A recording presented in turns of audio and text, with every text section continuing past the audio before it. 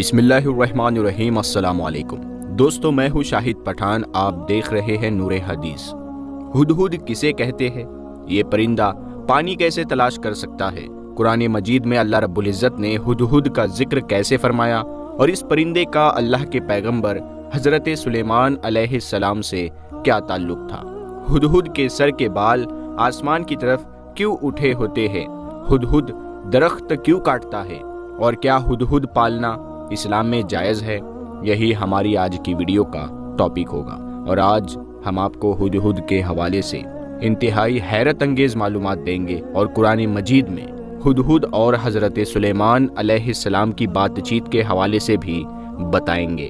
تو چلیے اس دلچسپ سفر کا آغاز کرتے ہیں۔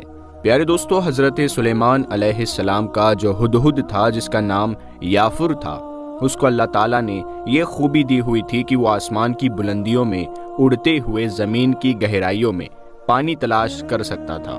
ہدہد نے حضرت سلیمان علیہ السلام کی بارگاہ میں یہ عرض کی، اے پیغمبر خدا، آپ مجھے اپنے لشکر کے ساتھ لے کر چلے تاکہ پانی کی ضرورت پڑے تو میں بتا سکوں۔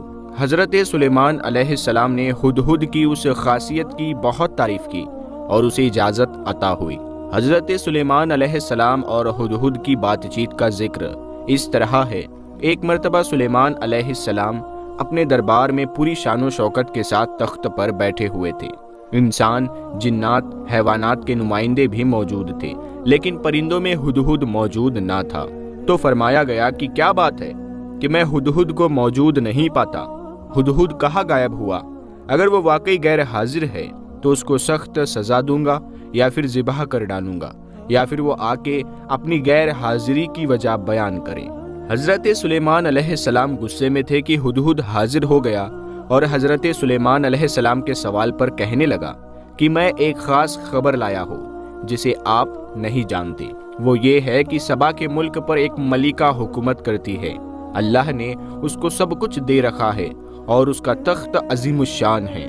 ملکہ اور اس کی قوم سورج کی پوجا کرتے ہیں۔ وہ ایک اللہ رب العزت کی عبادت نہیں کرتے۔ شیطان نے ان کی سورج پرستی کو ان کے لیے آسان بنا دیا ہے۔ حضرت سلیمان علیہ السلام نے یہ خبر سن کر فرمایا کہ تیری سچائی کا ابھی علم ہو جائے گا۔ میرا یہ خط لے جا اور اس خط کو اس ملکہ تک پہنچا اور انتظار کر کہ وہ اس خط کا کیا جواب دیتی ہے۔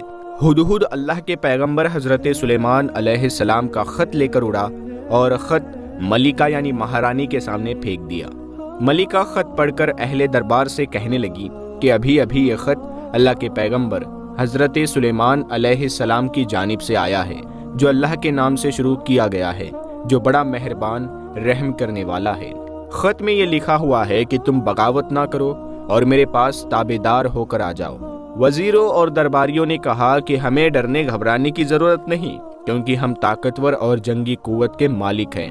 البتہ آخری فیصلہ آپ کے ہاتھ میں ہے، جو آپ کو ٹھیک لگے وہ فیصلہ کیجیے۔ ملکہ سبا نے کہا، بے شک ہم طاقتور ہیں، لیکن سلیمان کے معاملے میں ہمیں جلدی نہیں کرنی۔ میرا خیال ہے کہ پہلے اپنے نمائندے بھیجوں جو ان کی خدمت میں تحفے پیش کرے، اس سے اس کی شان و شوکت اور مزاج کا اندازہ لگے کہ وہ ہم سے کیا چاہتے ہیں۔ لیکن جب سلیمان علیہ السلام نے ان تحفوں کو ٹھکرا دیا تو ملکہ نے ان کی سچائی اور طاقت کو پہچان لیا۔ حضرت سلیمان علیہ السلام نے اپنے درباریوں سے پوچھا کہ کون ملکہ کا تخت ان کے پاس لا سکتا ہے۔ ایک جن نے کہا کہ وہ اسے ترنت لا سکتا ہے، لیکن ایک اور شخص نے کہا کہ وہ تخت کو پلک جھپکتے ہی حاضر کر دے گا۔ جب ملکہ بلقیس آئی تو اس نے اپنے تخت کو حضرت سلیمان علیہ السلام کے دربار میں دیکھ کر حیرانی جتائی۔ حضرت سلیمان علیہ السلام نے ملکہ بلقیس کو اللہ کی عبادت کی طرف دعوت دی۔ جب اس نے حضرت سلیمان علیہ السلام کی سچائی، ان کے علم اور اللہ کی قدرت کو دیکھا تو اس نے اللہ کے وحدانیت کو اپنا لیا اور اسلام قبول کر لیا۔ ملکہ نے کہا، میں نے اپنے اوپر ظلم کیا اور اب میں سلیمان کے ساتھ سارے جہانوں کے رب اللہ کی تابعداری میں ہوں۔ پیارے دوستو، کچھ اتہاس کاروں نے یہ لکھا ہے کہ یہ ہدہد یمن کے ہدہد سے خبر لایا تھا۔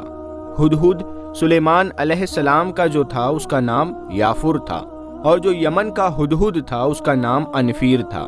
یعنی حضرت سلیمان علیہ السلام کے ہدہد کی ملاقات وہاں سبا کی وادی میں ایک अनफीर हुदहुद से हुई, जिसका नाम अनफीर था, जिसने सुलेमान अलैहिस्सलाम के याफूर हुदहुद को खबर दी। प्यारे दोस्तों, सबा एक कौम का नाम है जो यमन में सिनआ के करीब रहा करती थी और जिसकी राजधानी मारब नाम का इलाका था। दोस्तों, हुदहुद वो परिंदा है जो जिंदगी में एक ही साथीदार के साथ जिंदगी बिताता है और जब उसकी जीवन साथी मर जाती है तो उसके बाद वो अपनी मौत तक अकेला ही रह जाता है। कहा जाता है कि ये परिंदा अपनी पसंद के साथीदार को चुनने से पहले अपनी चोंच में खाना पकड़ता है और उस पसंदीदा हुदहुद के चोंच में डालता है, और अगर वो मादा हुदहुद कबूल कर ले तो इन दोनों की जोड़ी बन जाती है।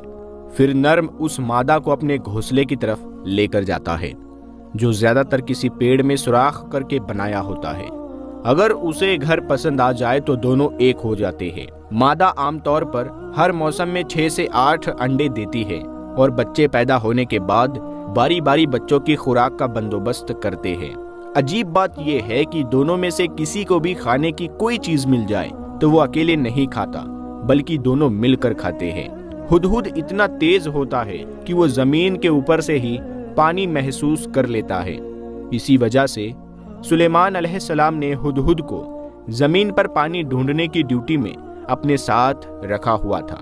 हुदहुद हजारों मील का सफर बगैर रुके तय करने की ताकत रखता है। इसी वजह से सुलेमान अलैहिस्सलाम ने इसे दूसरे मुल्क की मलिका बिल्किस के पास खत देकर भेजा था।